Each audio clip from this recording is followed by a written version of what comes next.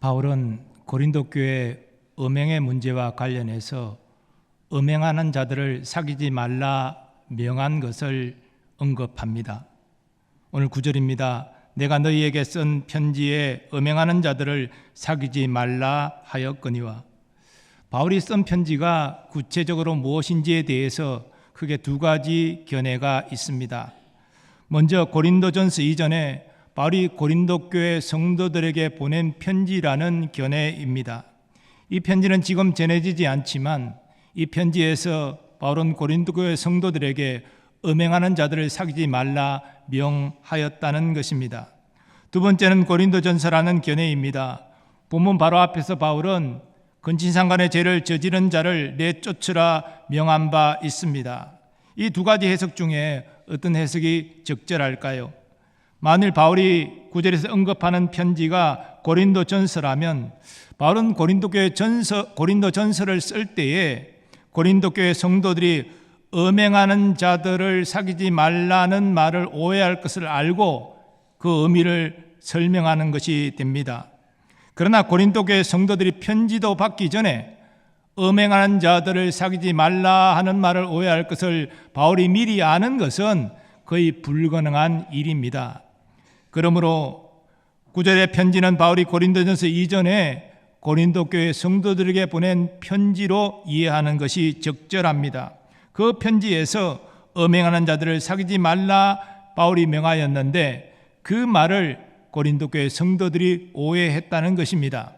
구체적인 오해의 내용을 보면 어떤 성도들은 음란한 고린도에서 음행하는 자들을 사귀지 않는 것은 불가능한 일이기 때문에 바울의 명을 완전히 무시했습니다.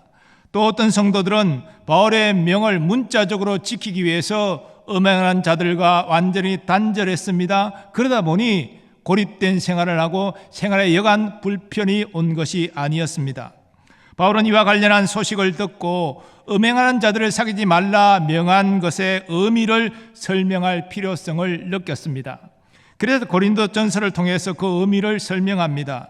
이 말은 이 세상에 음행한 자들이나 탐하는 자들이나 속여 빼앗는 자들이나 우상 숭배하는 자들을 도무지 사귀지 말라 하는 것이 아니니, 바울은 음행하는 자들과 더불어서 탐하는 자들, 속여 빼앗는 자들, 그리고 우상 숭배하는 자들까지 포함하여 그들을 사귀지 말라 명한 의미를 설명합니다. 바울은 고린도교회 성도들에게 음행을 비롯해서 여러 불의를 행하는 모든 사람과 단절할 것을 명한 것이 아닙니다. 더 나아가 음란하고 불의한 고린도를 떠나서 다른 도시로 가서 살라 명한 것도 아닙니다. 이 세상에서 음행하지 않고 탐하지 않고 속여 빼앗지 않고 우상 숭배하지 않는 자들만 사는 곳은 없기 때문입니다. 바울은 그 사실을 이렇게 본문에서 표현합니다. 만일 그리하려면 너희가 세상 밖으로 나가야 할 것이라. 그러면 바울은 무슨 의미로 고린도 교회 성도들에게 음행하는 자들을 비롯해서 각종 불의를 행하는 자들과 사귀지 말라 명한 것입니까? 11절에 그 의미가 증거됩니다. 이제 내가 너희에게 쓴 것은 만일 어떤 형제라 일컫는 자가 음행하거나 탐욕을 부리거나 우상 숭배를 하거나 모욕하거나 술 취하거나 속여 빼앗거든 사귀지도 말고 그런 자와는 함께 먹지도 말라 함이라. 바울이 음행하는 자들을 사귀지 말라 명한 것은 고린도 교회 성도들 가운데 음행하는 자들을 사귀지 말라 명한 것입니다. 또한 성도는 탐욕을 부리거나 우상 숭배하거나 모욕하거나 술 취하거나 속여 빼앗는 자들을 사귀지 말아야 됩니다. 저들과 함께 먹지도 말아야 됩니다. 이때 바울이 말하는 사귄다는 의미는 친밀히 교제하는 상태를 유지하는 것을 의미합니다. 그리고 식사하는 것은 애찬과 같은 공동 식사를 의미합니다. 그런 거룩한 자리에 음행을 비롯해서 각종 불의를 낸 자들이 참여하도록 내버려 두지 말라, 그들을 막아라, 그렇게 명하고 있는 것입니다. 그런데 음행과 관련해서 예수님이 하신 말씀을 우리는 생각할 필요가 있습니다. 예수님은 마음으로 누군가를 범한 사람은 이미 간음죄를 지었다라고 말씀하셨습니다. 이렇게 보면 저를 비롯해서 모든 성도가 이 음행죄에서 자유로울 수 없습니다. 그렇다면 교회에서 누가 누구와 친밀히 사귈 수 있습니까? 그런 자격을 갖춘 사람이 있습니까? 친밀하게 교제할 만한 대상은 거의 없을 것입니다. 여기에 더해서 탐욕을 부리거나 우상 숭배를 하거나 모욕하거나 술 취하거나 속여 빼앗는 자들과도 사귀지 말아야 하니 교회 안에서 친밀히 교제할 대상은 없다 할 것입니다. 그러나 바울은 그런 의미로 사귀지 말라 명한 것이 아닙니다. 바울이 말하는 사귀지 말아야 될 음행의 죄를 지은 자들은 그저 한 번 음행의 죄를 지은 것이 아니라 계속적으로 음행의 죄를 짓고 그러면서도 회개할 생각이 전혀 없는 자들입니다. 탐욕을 부리거나 우상 숭배하거나 모욕하거나 술 취하거나 속여 빼앗는 자들도 마찬가지입니다. 그런 불의를 계속적으로 지으면서 회개할 생각이 전혀 없는 자들, 그런 자들과 사귀지 말고 함께 식사하지도 말라. 더 나아가 그런 자를 판단하여 징계하라. 그것을 명하고 있는 것입니다.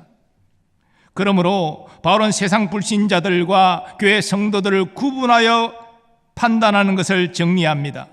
밖에 있는 사람들을 판단하는 것이야 내게 무슨 상관이 있으리오마는 교회 안에 있는 사람들이야 너희가 판단하지 아니하랴. 밖에 있는 사람들은 하나님이 심판하시려니와 이 악한 사람은 너희 중에서 내쫓으라. 밖에 있는 사람들은 교회 바깥 세상 불신자를 의미합니다. 바울은 그들을 판단하는 것이 자신과 관계없는 일이다라고 분명히 밝힙니다. 바울의 이 말은 성도는 세상 불신자와 담을 쌓아야 되고 그들의 죄 문제에 관심을 가질 필요가 없다는 의미가 아닙니다. 그렇게 성도가 세상 불신자와 담을 쌓고 어떻게 그들에게 복음을 전하겠습니까? 그러므로 바울이 세상 불신자들을 판단하는 것이 자신과 상관없다고 말한 것은 본문 앞에서 바울이 언급한 징계와 관련하여 이해해야 합니다. 즉 세상 불신자들을 징계하기 위하여 그들을 죄를 판단하는 것은 자신과 아무런 상관이 없다는 것입니다. 왜 그렇습니까? 세상 불신자의 죄를 판단하고 심판하실 분은 하나님이시기 때문입니다. 그러나 교회 안에 성도들의 죄는 교회가 판단하고 징계해야 합니다. 하나님은 그 일을 교회에 맡겨주셨습니다. 예수님 이와 관련하여 말씀하십니다. 내가 땅에서 무엇이든지 매면 하늘에서도 매일 것이요 네가 땅에서 무엇이든지 풀면 하늘에서도 풀리리라. 교회에 메고 푸는 권세는 하나님이 허락하신 것인데 이것은 징계하고 징계를 푸는 것과 연결하여 이해됩니다. 교회는 범죄한 성도를 주 예수의 이름과 권세로 징계할 수 있습니다. 그리고 그가 진심으로 회개했다면 그 징계를 또한 풀 수 있습니다.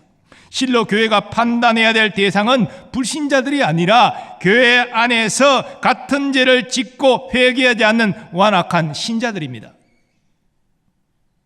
바울은 고린도 교회 성도들에게 음행하거나 탐욕을 부리거나 우상 숭배하거나 모욕하거나 술 취하거나 속여 빼앗는 자들을 사귀지 말고 그들과 함께 식사하지 말 것을 명하였습니다. 더 나아가 교회가 그들을 판단하여 징계할 것을 명하였습니다. 여기에는 교회를 향한 주님의 깊은 뜻이 담겨져 있습니다.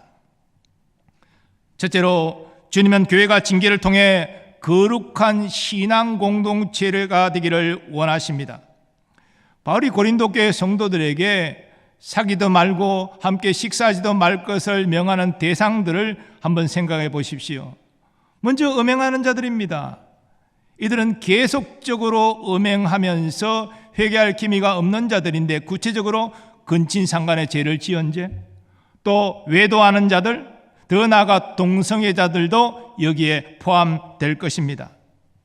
고린도 교회 성도들은 이런 자들과 사귀어서는 안 되고 함께 식사의 교제를 나눠서도 안 됩니다. 판단하고 징계해야 합니다. 그리고 탐하는 자들입니다.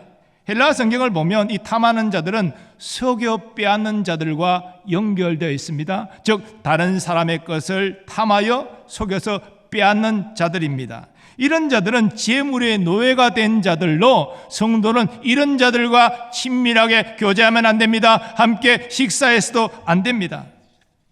그리고 우상 숭배하는 자들, 또 다른 사람들을 비방하기에 바쁜 자들, 또 술에 절어 사는 자들도 마찬가지입니다. 이들은 습관적으로 그런 죄를 지으면서도 회개하지 않습니다. 그러니 성도는 이들을 멀리해야 됩니다. 그리고 교회는 이들을 판단해서 징계함으로 거룩한 신앙 공동체를 보존해야 합니다. 바울이 본문 앞에서 고린도 교회 성도들이 교만한 마음으로 판단하여 분열한 죄를 책망한 것도, 또 근친상간의 죄악을 저지른 자를 그냥 내버려 두는 것을 책망하면서 출교시킬 것을 명한 것도 모두 고린도 교회를 거룩한 신앙 공동체로 세우기 위함이었습니다. 그런데 이 교회는 교회를 구성하는 성도들의 모임이기 때문에 교회의 거룩함은 결국은 성도들의 거룩함이 합해진 결과입니다. 따라서 성도들은 하나님 말씀에 순종해서 거룩하게 행해야 합니다. 또 음행을 비롯해서 각종 불의를 짓는 자들, 그러면서도 회개하지 않는 자들과 사귀지 않아야 하고 함께 식사하지도 않으므로 자신을 성결하게 유지해야 합니다. 그리고 필요하면 교회는 이런 각종 불의를 행하는 자들을 판단해서 징계해야 됩니다. 그럴 때에 교회 신앙 공동체를 거룩하게 세울 수 있습니다. 하나님은 거룩한 분이시기 때문에 이스라엘 자손에게도 거룩함을 요구하셨습니다. 하나님은 오늘날 성도인 우리에게도 거룩함을 요구하십니다. 교회에도 거룩함을 요구하십니다. 그러니 하나님 말씀에 순종하는 거룩한 성도, 거룩한 교회가 하나님을 기쁘시게 하고 하나님께 쓰임받을 수 있습니다. 오늘날 한국교회의 회복과 부흥을 우리는 소망하며 기도하고 있지만, 저는 한국교회의 회복과 부흥의 시작은 거룩함을 회복하는 데 있다고 생각합니다. 하나님은 능력이 많고 지식이 많은 자를 쓰시는 것이 아니라 거룩한 자를 쓰십니다.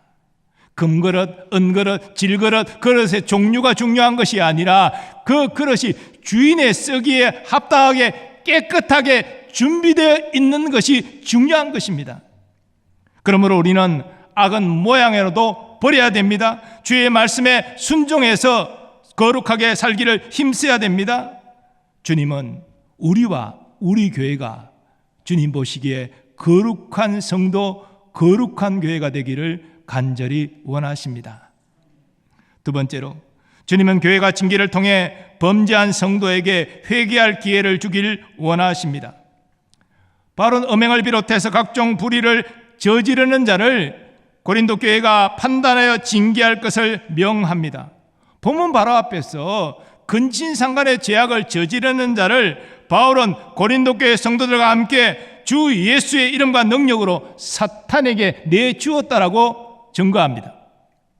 이것은 출교를 의미합니다. 그런데 바울은 출교의 목적을 이렇게 밝힙니다. 이는 육신은 멸하고 영은 주 예수의 날에 구원을 받게 하려 함이라. 지난주 말씀드릴 때 육신을 멸한다는 의미는 육신의 죽음을 말하는 것이 아니라 육신의 큰 고통과 괴로움을 의미하는 것이다 말씀드린 바 있습니다. 그러나 교회의 징계는 단순히 고통을 주는 것이 최종 목적이 아닙니다. 고통은 그가 죄를 깨달아 회개하고 하나님께로 돌아오도록 하는 하나의 방편일 뿐입니다. 결국 징계의 가장 중요한 목적은 회개하고 그가 주께로 돌아오는 데 있는 것입니다. 징계받은 자가 징계의 고통 속에서 회개함으로 하나님께 돌아오는 것을 하나님이 원하신다는 것입니다. 그래서 그의 영이 주의 날에 구원을 받도록 하는 것입니다. 교회의 징계는 사람이 정한 것이 아니라 하나님이 정하신 것입니다. 예수님은 이렇게 말씀하셨습니다. 내 형제가 죄를 범하거든 가서 너와 그 사람과만 상대하여 권고하라.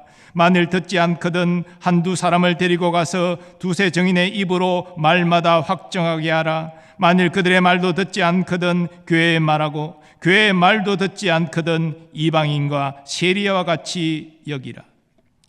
주님은 음행을 비롯해서 여러 죄를 짓고 있는 자들을 여러 단계를 통해서 권고하여 회복시키고자 하십니다. 그러나 그 모든 과정을 다 거부하고 마지막 교회의 말도 듣지 않으면 이방인과 세리야와 같이 여기라 명하고 있는데, 이것은 교회의 징계를 의미하는 것입니다.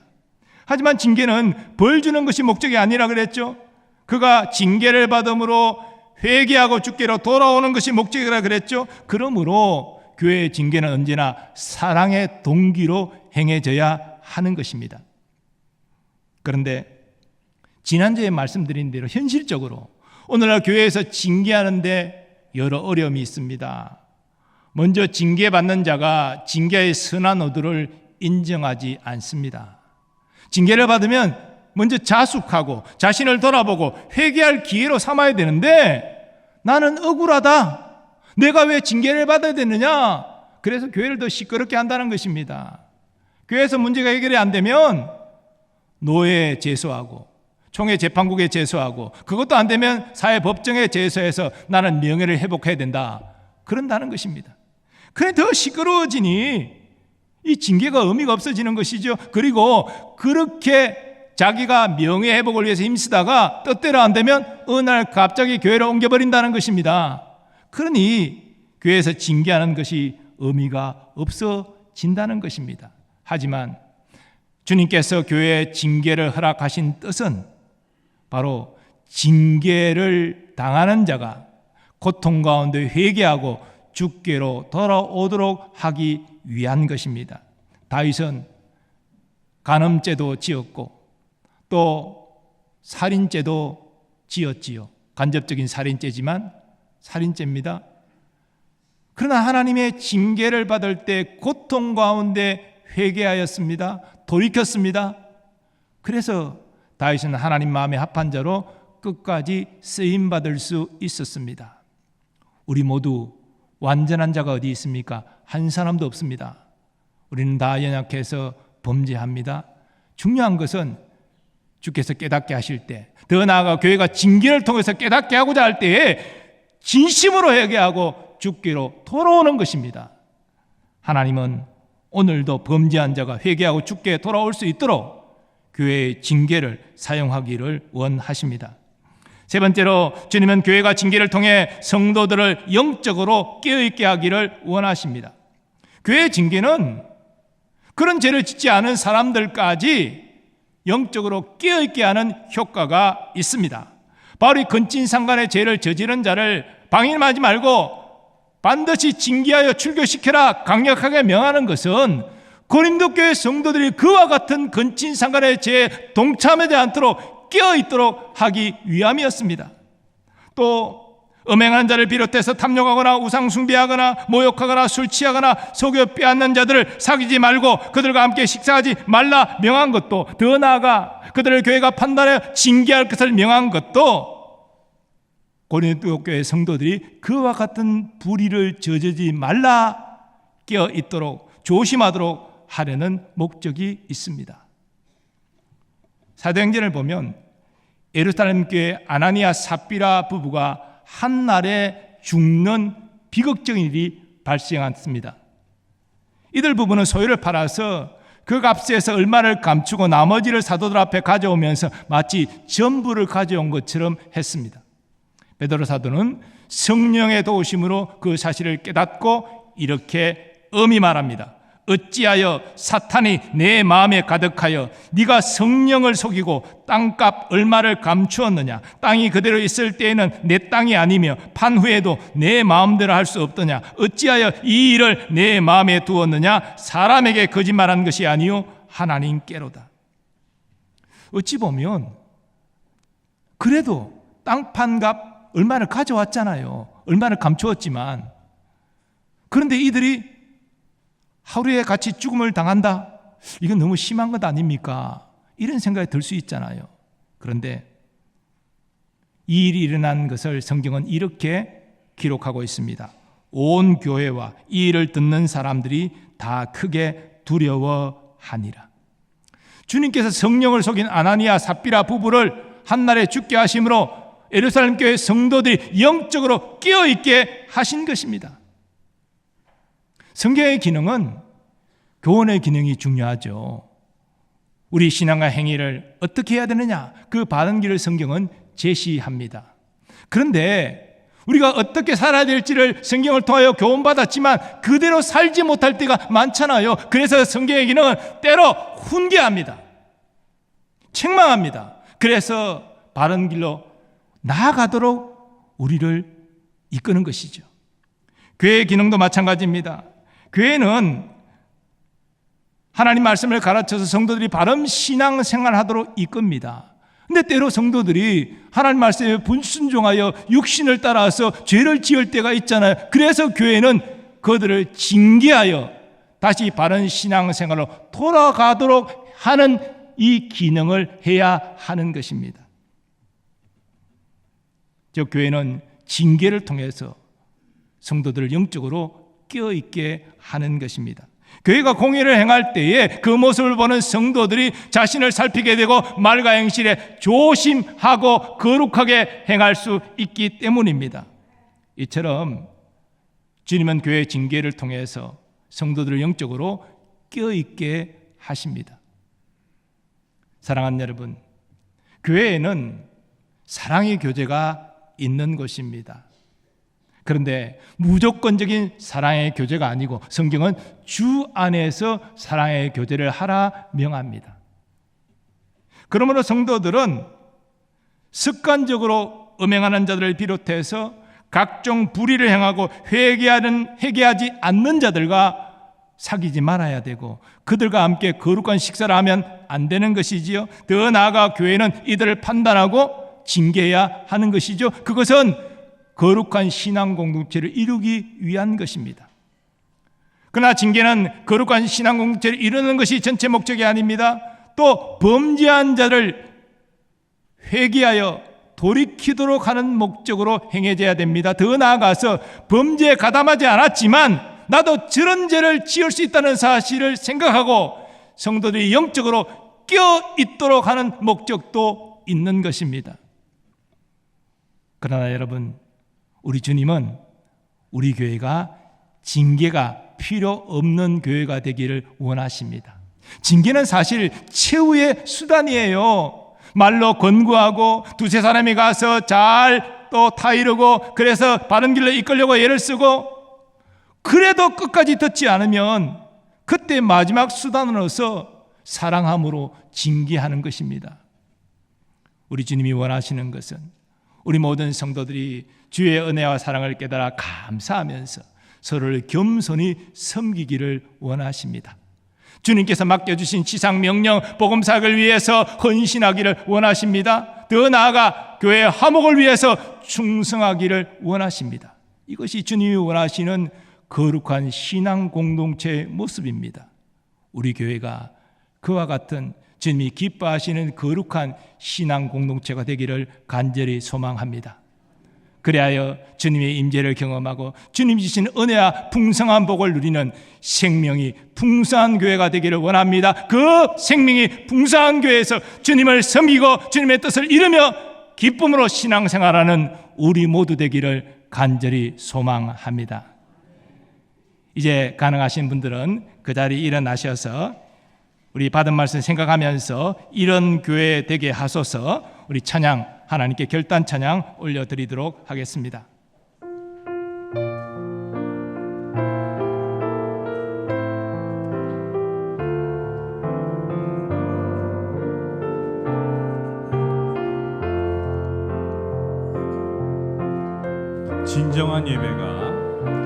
진정한 예배가 숨쉬는 교회 주님이 주인 되시는 교회 믿음의 기도가 쌓이는 교회 최고의 찬양을 드리는 교회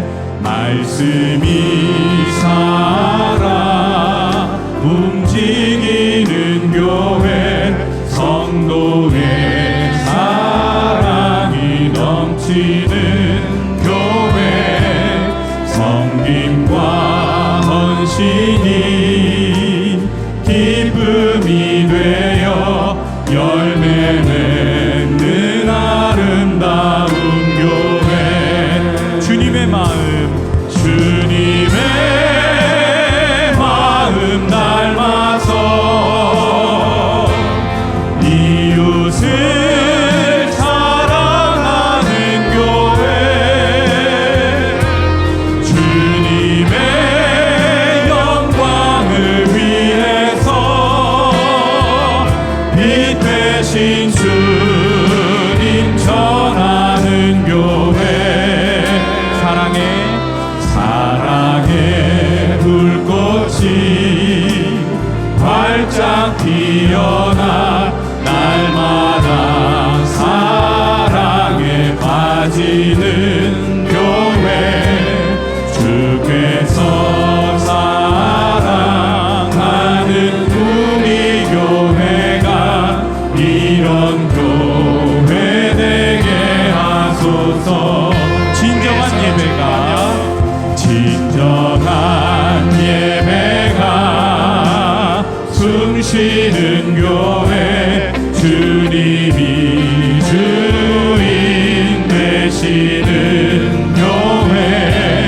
믿음의 기도가 쌓이는 교회. 최고의 찬양을 드리는 말씀이 살아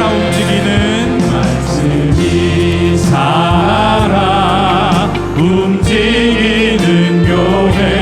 성도의 사랑이 넘치는 교회. 섬김과 헌신이 기쁨이 되어 열매 맺는 아름다운 교회. 주님의 마음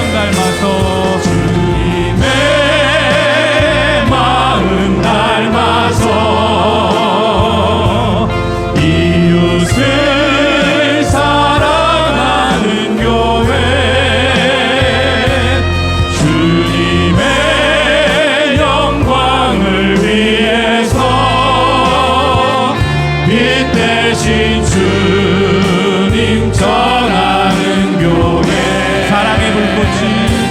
사랑의 불꽃이 활짝 피어나 날마다 사랑에 빠지는 교회.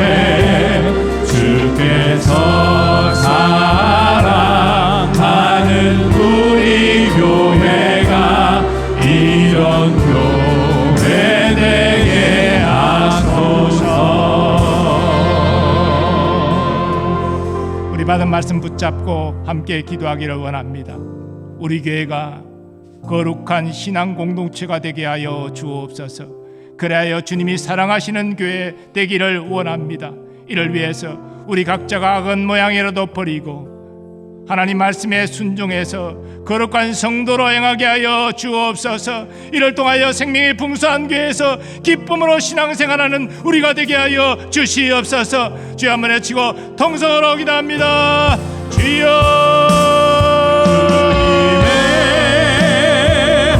아버지 닮아서 우리가 하나님 말씀대로 살아가야 되는 것이 누구나마도 우리가 예약하고 때로는 불순종할 때가 누구나마시 하나님은 우리를 긍휼히 내치지 아니하시고 사랑함으로 기다려 주시고 아버지 마지막에 징계를 통해서라도 우리를 주께로 돌아오게 하심을 감사드립니다.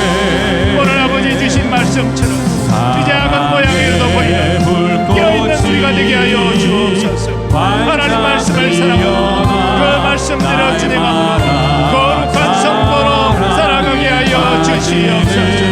우리가 각자 거룩한 성도로 행할 때 우리 교회가 하나님이 사랑하시는 거룩한 교회 될 줄 믿습니다.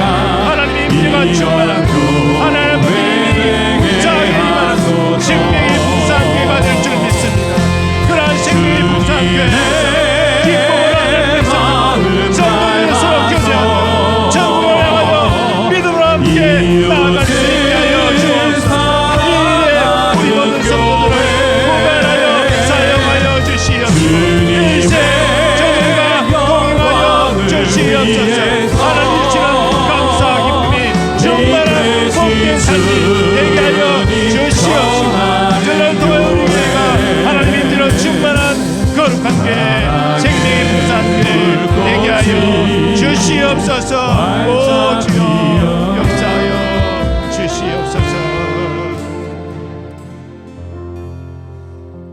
인도하신 하나님, 오늘 주신 말씀을 통해서 다시 우리 자신과 우리 교회를 돌아봅니다. 한국교회가 어려운 이 시점에 주님이 원하시는 것, 먼저 거룩함의 회복부터 시작되는 줄 믿습니다. 거룩함은 내 뜻대로 사는 것이 아니라 주의 말씀대로 살 때 이루어지는 것임을 믿사오니 하나님 악은 모양이라도 버리고 주의 말씀을 사랑하여 그 말씀대로 준행하는 주의 거룩한 백성 되게 하여 주옵소서. 또한 이들을 통하여 우리 교회가 하나님이 사랑하시는 거룩한 신앙 공동체가 되게 하여 주시옵소서. 때로 징계라는 마지막 수단을 통해서라도 성도들이 주께로 거룩하게 구별되어 돌아올 수 있도록 하나님 우리를 사용하여 주시옵소서. 아버지 하나님, 오늘도 연약함을 가지고 주님 앞에 나온 성도들이 있습니다. 이 시간 육신의 질고로 투병 중인 성도들, 예배 중에 육신의 질고 고침받는 은혜를 누리게 하여 주옵소서. 마음의 상처도 치유받는 은혜를 허락하여 주옵소서. 삶의 답답하고 무거운 문제가 해결받는 기쁨도 누리게 하여 주옵시고, 영적 침체 가운데 있는 이들이 첫사랑의 감격을 회복하는 기쁨도 누리게 하여 주옵소서.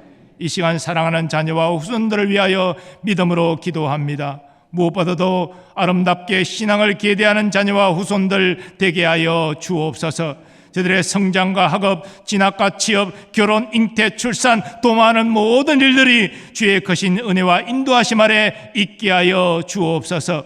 국방의 의무를 감당하는 우리의 자녀들을 보호하여 주시고, 유학 중인 자녀들이 학업을 잘 마칠 수 있도록 하나님 도와 주옵소서. 오늘도 주의 몸된 교회를 섬기는 모든 충성된 일꾼들을 사랑하여 주시고, 저들의 가정과 생업에 주의 복을 내려 주옵소서. 선교사님들과 그 가족들을 보호하여 주시고, 열악한 환경 속에서도 복음의 말씀과 성령의 능력으로 귀한 선교 사명 감당케 하여 주시옵소서. 우리나라도 주의 자비와 긍휼이 필요합니다. 하나님, 여러 가지 복잡한 문제들, 위정자들에게 지혜와 능력을 주셔서 사리 사역이 아니라 국민을 위하여 헌신할 수 있도록 주님 도와 주시옵소서. 남북의 평화복음 통일 하나님 속히 이루어 주옵소서. 하나님만이 하실 수 있으십니다. 그래서 이산가족의 눈물을 웃음으로 바꾸어 주시고, 지하 성도들 하나님께 나와